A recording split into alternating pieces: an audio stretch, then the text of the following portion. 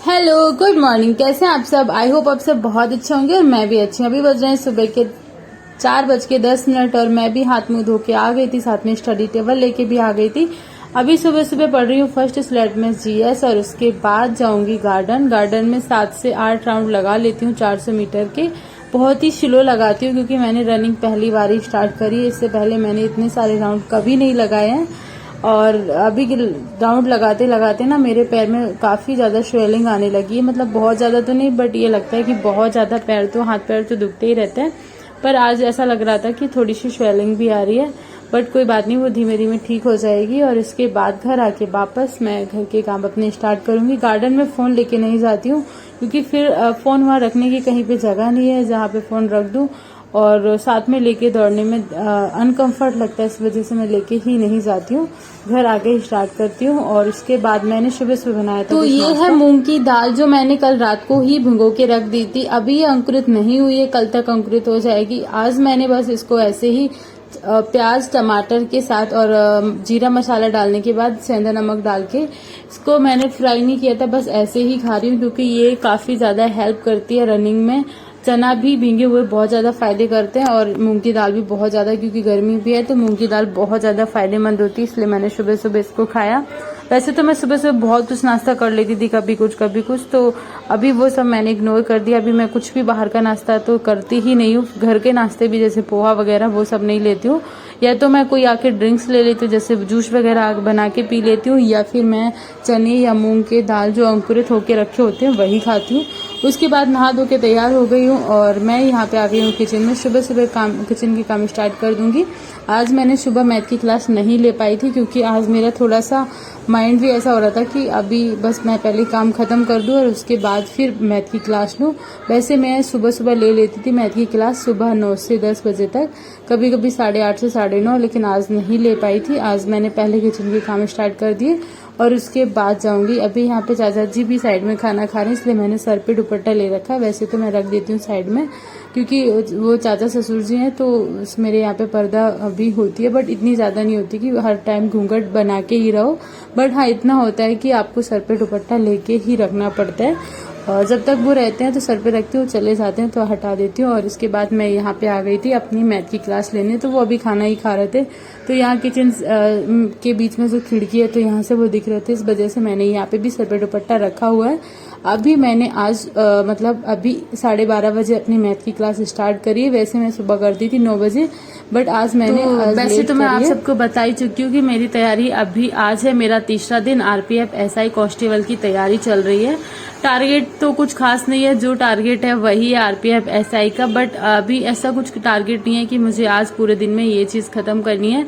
और मैं बहुत ज्यादा कंफ्यूजन में हूँ ये कि मैं जीएस को कैसे डिवाइड करके पढूं, क्योंकि इतना ज्यादा कंफ्यूजन हो रहा है कि जो भी चैप्टर पढ़ती हूँ फिर उसके बाद जब भी उसको दोबारा पढ़ती हूँ ऐसा लगता है कि मैंने कभी पढ़ा ही नहीं है, याद ही नहीं होता है। बट अब मैं सोच रही हूँ कि मैं टॉपिक वाइज पढूं और हर एक चीज को नोट करके रखूं कि ये मेरा कंप्लीट हो गया, और उसको हफ्ते वाइज रिवाइज भी कर लूं।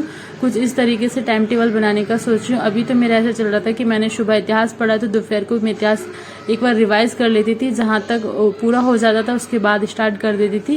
लेकिन फिर ऐसा लगता है कि जो कल मैंने इतिहास पढ़ा है आज फिर से मैं वही पढ़ रही हूँ, तो फिर मतलब कभी कभार तो जो मतलब पढ़ा हुआ है बार बार वही पढ़ रही हूँ, और कुछ टॉपिक्स ऐसे हैं जो पीछे रह ही जाते हैं।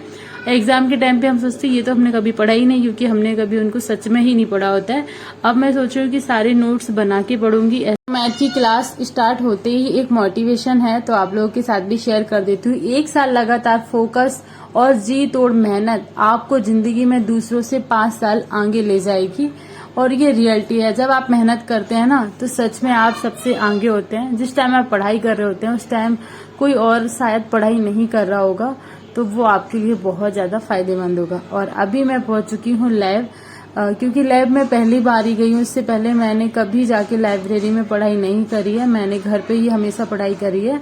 और मैंने कोचिंग में भी जाके कभी मतलब हाई स्कूल 12th में जब थी उस टाइम पढ़ाई करी है, बट ऐसे कंपटीशन के लिए मैंने कभी कोई कोचिंग ज्वाइन नहीं करी। बस मैंने 3 दिन का डेमो क्लास लिया था और उसके बाद मेरे ताऊजी ऑफ हो गए थे तो वहां चली गई, और उसके बाद वापस आते मैंने क्लास ज्वाइन नहीं कर पाया था। और इस बार मेरा कुछ समझ नहीं आ रहा कि क्लास लूं या नहीं लूं, बट हाँ मैंने सोचा कि लाइब्रेरी जाके पढ़ाई करेंगे तो वहां का माहौल एक अलग होता है। क्योंकि हर कोई हर साइड में बुक्स लेके पढ़ रहा होता है। मतलब हर एक टेबल पे आपको बुक्स खुली हुई दिखेगी और आपको ऐसा लगेगा कि यहाँ पे एक अलग ही माहौल क्रिएट है, क्योंकि मतलब बहुत अच्छा लगता है। मुझे लगता है कि हर एक बंदा पढ़ रहा है तो आप अपना भी मन नहीं करता कि हम थोड़ी देर के लिए बुक्स बंद करके रिलैक्स कर लें। हमें भी लगता है कि हाँ हमें भी पढ़ना है, कंटिन्यू पढ़ते रहते हैं।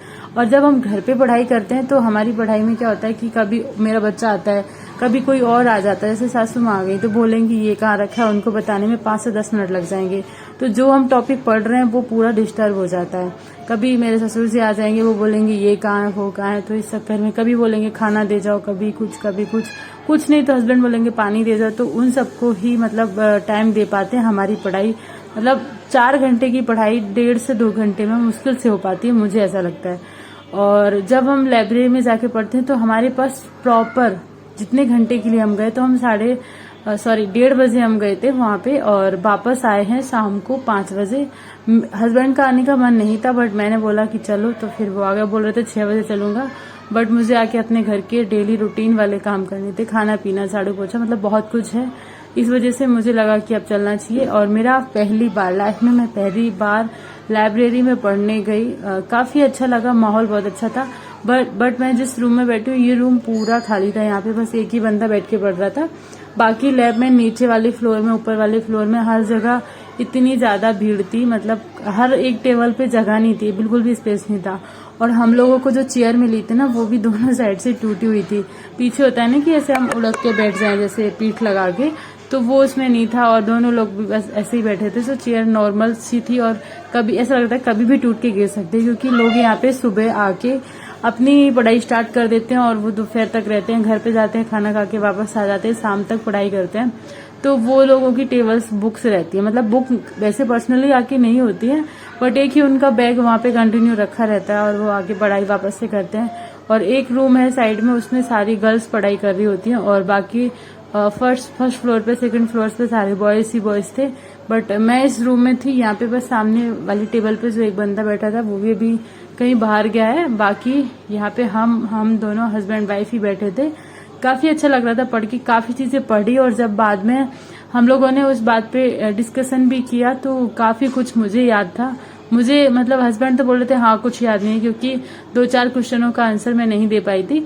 बट मुझे ऐसा फील हो रहा था कि पहली बार मतलब मैंने एक बार में एक कोई पेज पढ़ा और उनका सटीक आंसर मैंने दे पाया, तो मुझे बहुत अच्छा लगा।